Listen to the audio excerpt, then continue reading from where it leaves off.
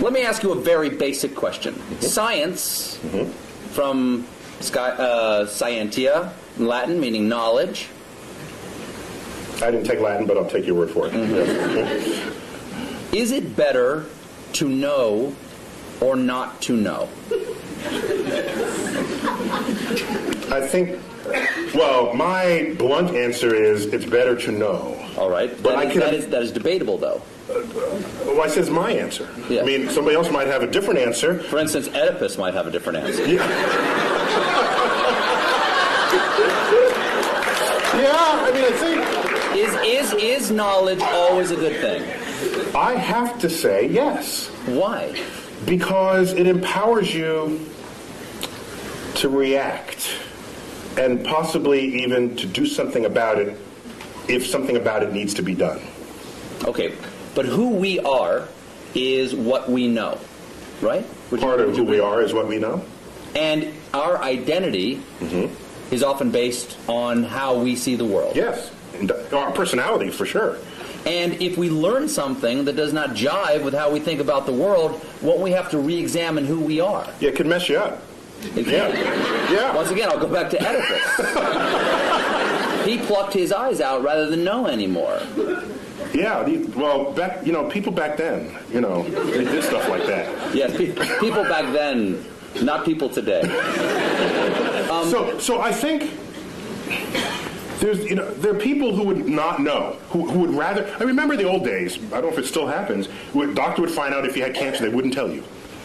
They wouldn't tell you. Give it to me straight, Doc. Yeah, and why would you even have to say, give it to me straight, unless there was a day when they didn't give it to you straight? If I have 5 years left, I want to know I have 5 years left. Because I'm going to, do something different in those 5 years. Neil? Yeah? I have some terrible news.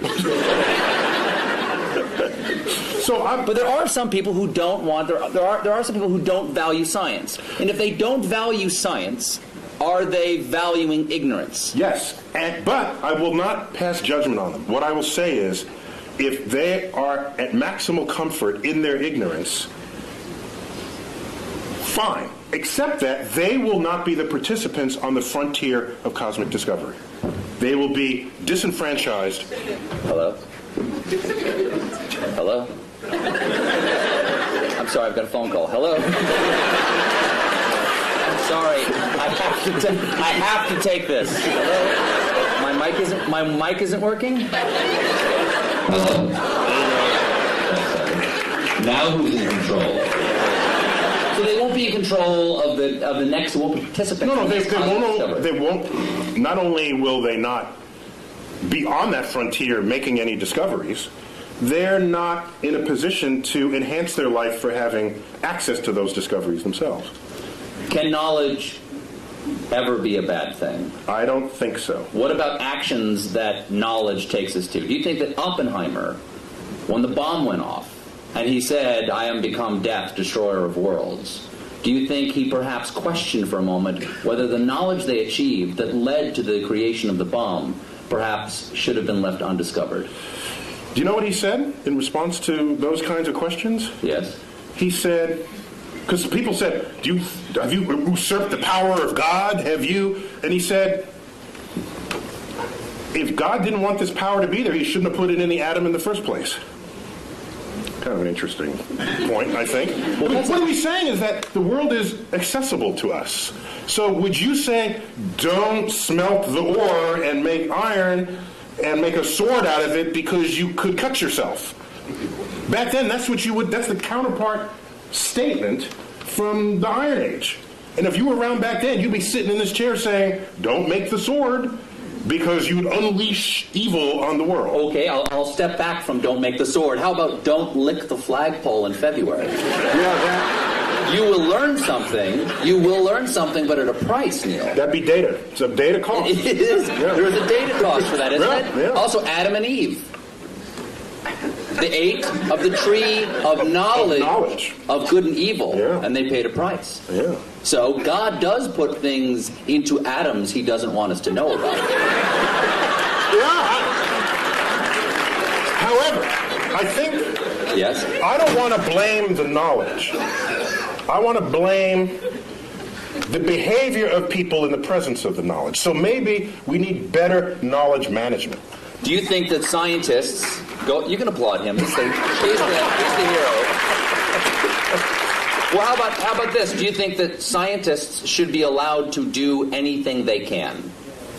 I heard a big no over there. Someone just said no. You know, people made fun of him for doing this, but during one of President Bush's State of the Union speeches... Bush 1 or 2? Bush 2. Mm-hmm. He said we have to... He warned against man-animal hybrids. Okay? And a lot of people, like me, made fun of that by showing pictures of, like, Senator Alligator Man going, boo, boo, yay, man-animal hybrids. But if scientists could make man-animal hybrids, wouldn't they? There are scientists who want to make man-animal hybrids. Should we make man-animal hybrids? I ask you, Senator Tyson. Should there be any limits like that? I think there's some creepy things about that, and I've met some scientists who would think that'd be an intriguing thing to do.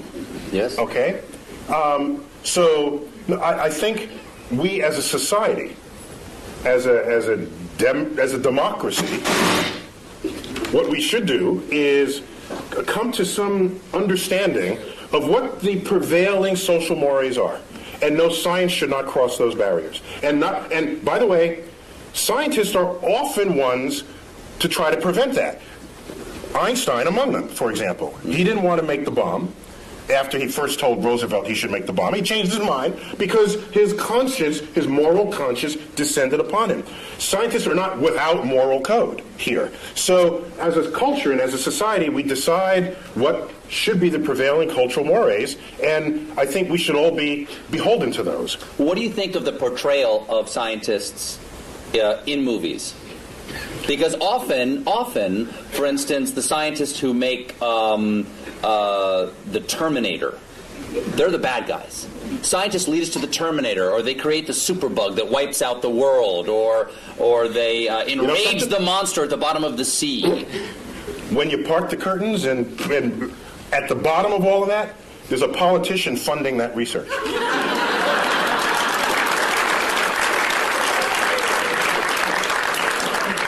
Is this working again? It is? No, it's not. He says yes, you say no. Yeah, we got it. We're getting bad data. Just trying to... We're good. That was good. That's good? You're good. Oh, yeah. You're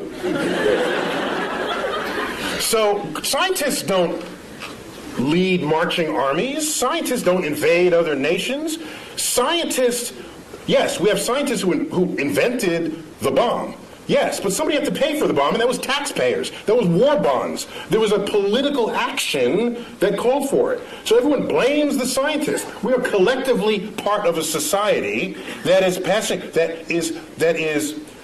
is using or not using, to its benefit or to its detriment, the discoveries made by science. And at the end of the day, a discovery itself is not moral. It's our application of it that has to pass that test.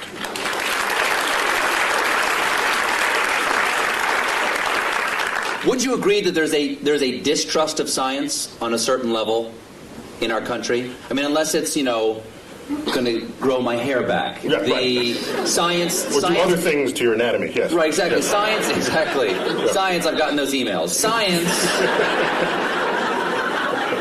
is sometimes distrusted because it is more complex than the average person can understand. I think that is the core of it. It's distrusted not because of what it can do, but because of because people don't understand how it does what it can do. And that absence of understanding or misunderstanding of the power of science is what makes people afraid of it. And so I remember back when they first split the atom, shouldn't split the atom, or shouldn't. I mean, you hear this at every discovery that happens in science. There's a mystery to it. For example, irradiated foods. In France, they call it frankenfood, all right? Which is kind of a cute word when you think about it. Yes. But it makes food last longer, and you're healthier for it. You don't get sick from it. And so from it turning bad. In fact, NASA does it all the time. NASA can make a slab of meat. You wouldn't necessarily put this in your refrigerator, but NASA can make a slab of meat that'll last 30 years. I tasted it. And? Delicious? No, it was, there's some restaurants' food reminds me of what that tasted like. But I'm just saying that Just because you don't understand it doesn't mean it's bad for you. Go figure out how it works. That's why we need a scientifically literate electorate, so that when we go to the polls, you can make an informed judgment. And you can draw your own conclusions rather than turning to a particular TV stations to have your conclusions handed to you.